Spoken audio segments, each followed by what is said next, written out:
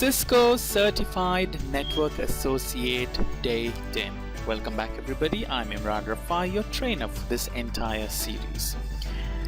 Today we would be dealing with the switch port modes and different functions of a switch. So without wasting much time, let's get straight into today's class. Right, like I said, the overview of today's class, we would look at the switch port modes and we will look at switch functions. The switch has two modes. The first mode is the access mode. An access mode is used when you are connecting a switch port to an end device. So let's say if you want to connect your computer or your desktop to a switch, that particular port we configure as an access port, right? The configuration or the command for configuring a port, switch port in access mode is switch port mode access. And by this level in our training videos, you should be able to identify that when the command, the switch port prompt, when the switch CLI prompt says config-if, this should tell you that this is a command that is being typed in an interface subcommand, right? So that is, I have used interface fa0/1 or fa0/something, and that is why the prompt has changed to -if, right? So this is a command in the subcommand under interface on a switch. So you go into any interface, whichever interface that you want to convert to an access port, you go there and say switch port mode access. Typically when you type a command like switch port mode access, there is another VLAN command that we need to give, but at the moment don't worry about VLAN. At the moment only worry about the mode. So like I said, the first mode we're talking about is the access mode, and like I have mentioned here, this mode is used if you are connecting that particular port to an end device, right, like your computer or your desktop. The other mode a switch port can take is known as the trunk port, right? So what's a trunk port? A trunk port is a port that is connecting two switches. So if you're connecting a port of a switch to another switch, right? If you're connecting to another port, so basically a switch is connected to a switch, that particular port through which you're connecting a switch to another switch should always be a trunk, right? So trunk, the word trunk is a very Cisco word. Normally all the other manufacturers call it a tagged port, but Cisco calls it a trunk port. So typically both the trunk port or the tag port, both of them have same function. What they do is they make sure that they carry all the traffic that is there in a switch, right? So basically they share.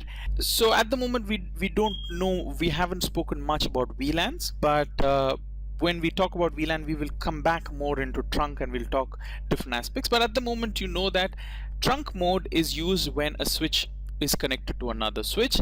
Access mode is used when that switch is connected to a end device. Right here, when I say switch, what I literally mean is that particular port. So these modes are not for the switch. These modes are for the port, the particular port that we're talking about, right?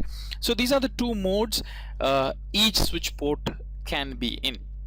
And just like how we discussed the command for putting a port in access mode, the command to put a port in the trunk mode is switch port mode trunk, right?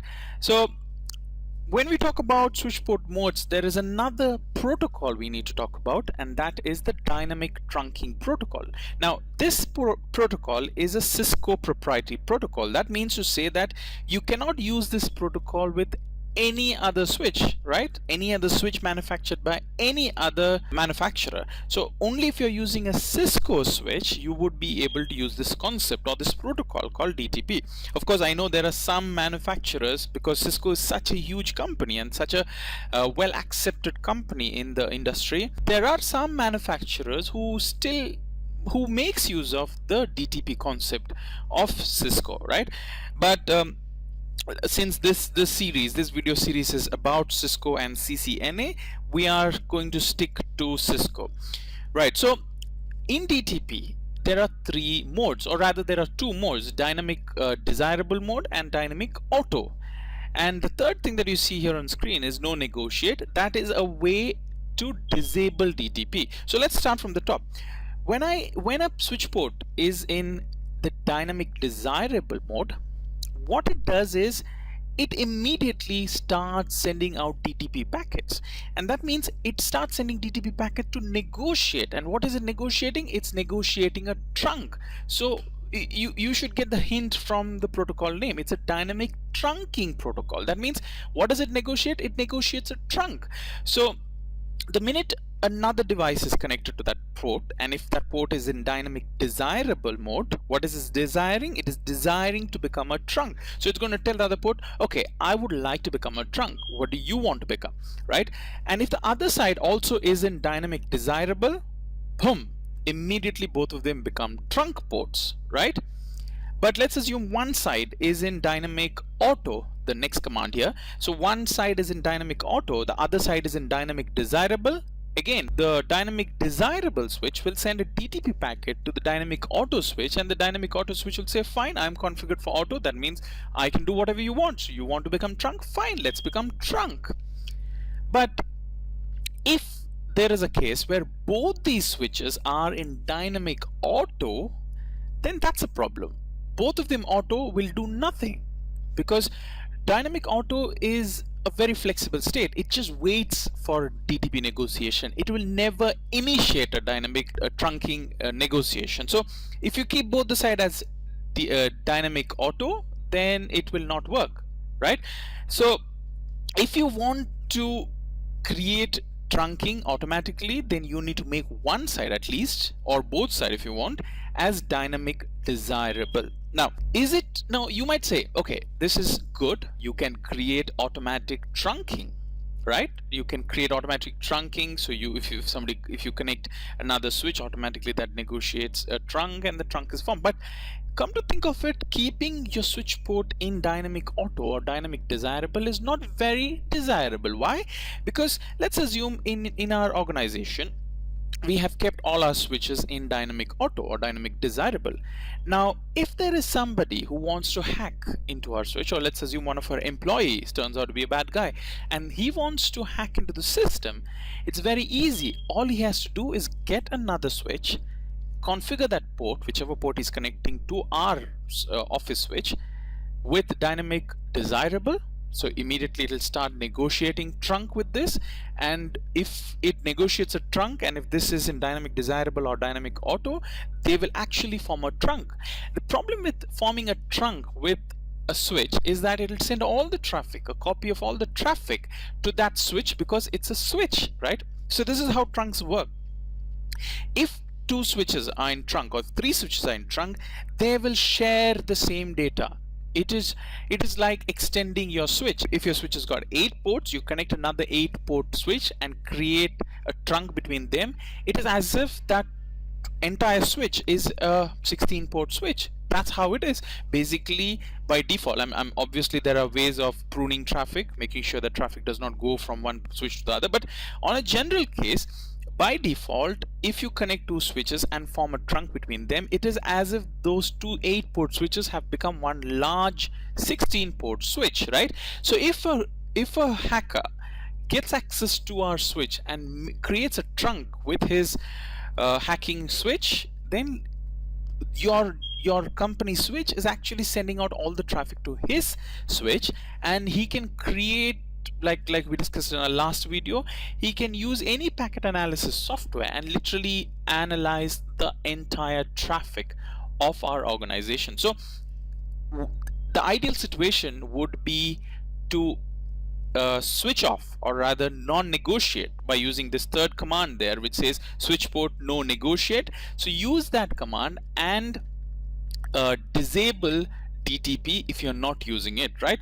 So that's how you disable it. So when you create switch port mode access, that disables trunking. That's, you're statically configuring the modes like we discussed in the last slide. So you can statically configure whether you want mode access or mode trunk, but if you want dynamic, then we make use of DTP, right? So that's the concepts, and I'm sure I hope you have understood so far, right? Next, let's go into the switching functions.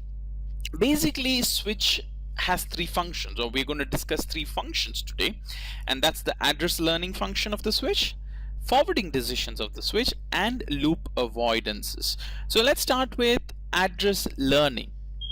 How does a switch learn addresses? Now, we have discussed this many times in our previous videos, but let me, because we're talking about switching here, let me talk about how switches learn address once again. Now, like I told you in one of my old video, when a switch comes on, within 30 to 40 seconds, all the devices connected to that switch literally starts chatting. Now that's what computers are for. Computers love chatting. Computers send broadcasts every time. They keep sending, they keep talking, right? So it says, hey, this is my MAC address, and they keep sending broadcasts. So let's say there are 5 devices. When the first device sends, my source address is this, he sends broadcasts, different broadcasts. Might be ARP broadcast, it might be your different services that's running on your operating system. Those try to communicate with the network, and every time that device communicates with the switch, it has to send its source MAC address. So if the switch gets, let's say, from the first device that's connected to port 1, if it gets a broadcast message, it reads the source MAC address of that device, and it says, okay, my port 1 is connected to this MAC address, right? So it creates an entry in its MAC address table, or the CAM table, right? At the same time, maybe second device, third device, fourth device, fifth device, all these devices start sending broadcasts, and every time it sends a broadcast, it immediately picks the source MAC address and creates an entry in the MAC table. Now, if one of those devices wants to communicate with another MAC address, it sends a packet, and the switch looks at the destination MAC address, and it looks at the CAM table. It knows that that particular MAC address is sitting on one of those ports, so it can immediately make a switching decision. So that's how the address learning process is. Now, we spoke about forwarding decisions, so let's look at it a little more. There are 2 types of switching forwarding decisions that a layer 2 switch makes. It can use the cut through switching, or it can use store and forward switching. Now, what's the difference between these? Let's assume one device wants to communicate with another device. So what it says, okay, this is my destination MAC address, this is my source MAC address, and all the other information that follows, right? In cut through switching, when the switch receives a frame, it immediately looks at the destination MAC address. So it just waits for the first few bytes of information, by which time it has all the information it needs, that is the destination MAC address, and it immediately starts sending that frame out on that interface. So it doesn't wait to receive the entire frame. As soon as it receives the destination MAC address detail, it starts forwarding whatever information it gets to that destination port, right? That is how cut through works. Now let's look at store and forward. What store and forward does is, the switch waits until it receives the entire frame. So it gets the entire frame, it runs through a error detection, it checks if there are any errors that were induced during transmission. If nothing, it will start forwarding out the destination port. Now, some people might say, okay, cut through is good, and some might say, no, we need error detection, so store and forward is good. But like I said, there's no right answer. Either of them can be right depending on your situation. Do you want faster services? Do you want the switch to work faster? Then you would go with cut through. Do you want more reliable switching? Then maybe you would go with store and forward, right? But these are the 2 different switching methods the switch layer 2 switches implement. Next, we'll look at loop avoidance. Now, what is loop avoidance? If you remember from my old video, I said that when a switch receives broadcast, what it does is it takes that and it sends out in all the ports. So let me take a pen. Let me try to show it in writing. Okay, so this is a switch, okay, and this is a switch, right? I don't have my pen today, so I'll have to make use of mouse. This is a switch, so when you see 2 arrows like this drawn on any logical diagram, you need to know that's a switch, right? So that's a switch. Let me change the color.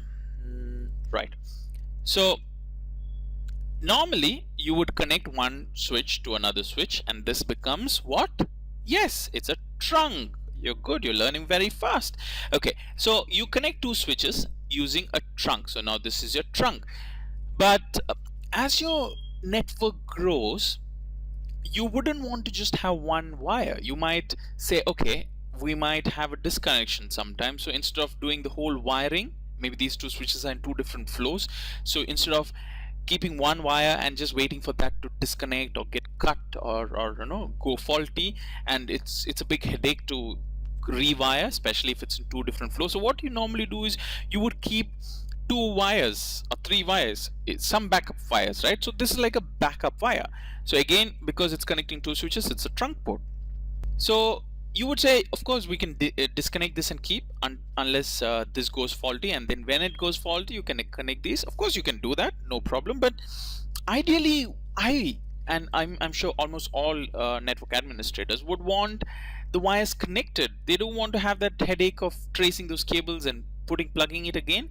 So we would connect these two cables. So the problem is when you connect these two cables, and if you connect two devices, switches, with two cables, what happens is, if there is, let's say there's one device here, right? This is computer, and if this computer sends a broadcast, right? It sends a broadcast. Now what does a broadcast do? According to what we know, when the switch receives a broadcast, it will send that traffic out on all the switch ports. That means it will send the traffic here and it will send the traffic here, right? So it'll go here, it'll go here. Now when this device gets this broadcast, it will take that and it will send it out on this port, right? It's a broadcast. That switch doesn't know that that broadcast is coming from the same switch, right? But for that switch, it is another port, so it's going to send it out here. And the traffic coming from this port, the switch is going to take that and says, okay, you need to go out on this port, right? The same thing happens here. It comes all the way here. This switch is going to think, okay, that's another broadcast, I'm going to put it on this port, and whatever traffic, this traffic coming through this port, this switch is going to take and put it back here, and this process will continue. It'll go around and round and round and round and round, and this process is known as the layer 2 loop.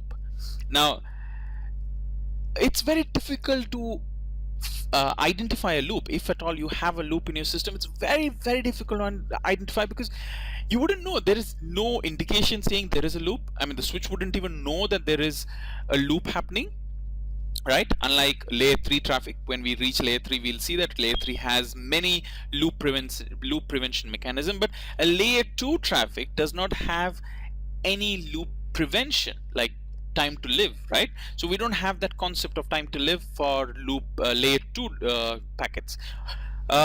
So how to solve this problem, right? One intelligent lady wrote this protocol known as spanning tree protocol. You could learn a little bit more about spanning tree protocol if you want by doing a Wikipedia search, but just to understand the concept of spanning tree. And like I said, we will come back to spanning tree a little later in the series, but at the moment I just want to introduce you all to this concept. So what is spanning tree protocol? Spanning tree protocol is a protocol that identifies if there are redundant links. So if it sees that, okay, there are two links connecting to the same switch, right? These two switch, same switch, and two links connecting to that, it knows that a loop will be formed. So immediately it does what it has to do. We will discuss that in a later part of this video when we discuss spanning tree in depth, right? I promise you we will come back to it. But for now, it has its own protocol. It uses its own rules.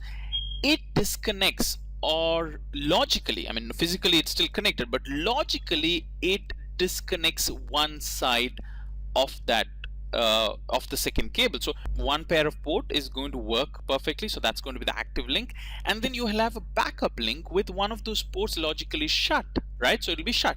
Now what happens if for some unforeseen reason this cable gets disconnected, right? Immediately STP will know that this link has stopped working.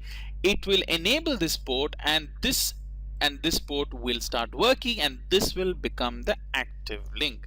This is spanning tree protocol for you in very, very short form. So basically, to summarize, spanning tree protocol is a mechanism to disconnect a backup line. So that's how this tree is. I mean, I think about spanning tree protocol like that. It's just like a tree falling on the road and this road is disconnected, right?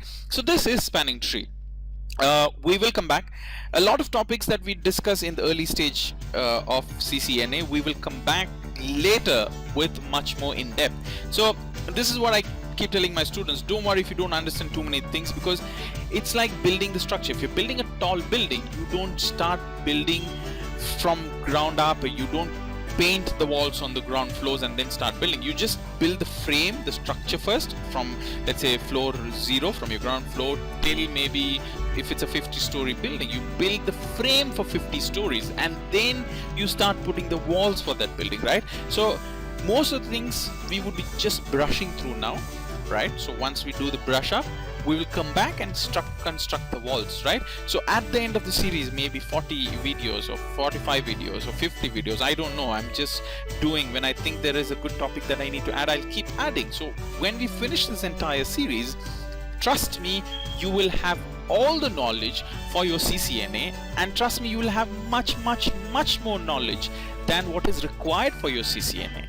So that's my promise. All you have to do is stick around and you will learn, right? So I think that's all that we wanted to discuss in today's video. Thank you so much for watching. Don't forget to like our Facebook page, and don't forget to subscribe to our YouTube page.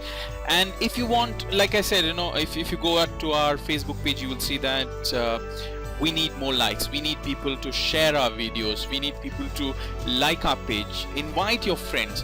And I'm going to set milestones now. If you go to our Facebook page, you will see I am setting milestones. So if you help us reach a certain number of likes, we will put the next video, and you will see the milestones there. So it becomes very easy. If you want the next video, quickly go invite your friends, share that, get the likes up, and automatically new videos will come. So 50 videos can take 50 years I don't know, or maybe it can take 5 months, or maybe it can take 5 weeks. It all depends on how you guys support us, how you guys subscribe to our channel, and how you guys share our Facebook page. So start liking, start sharing, and share the love. Thank you so much for all the love and affection. Bye bye.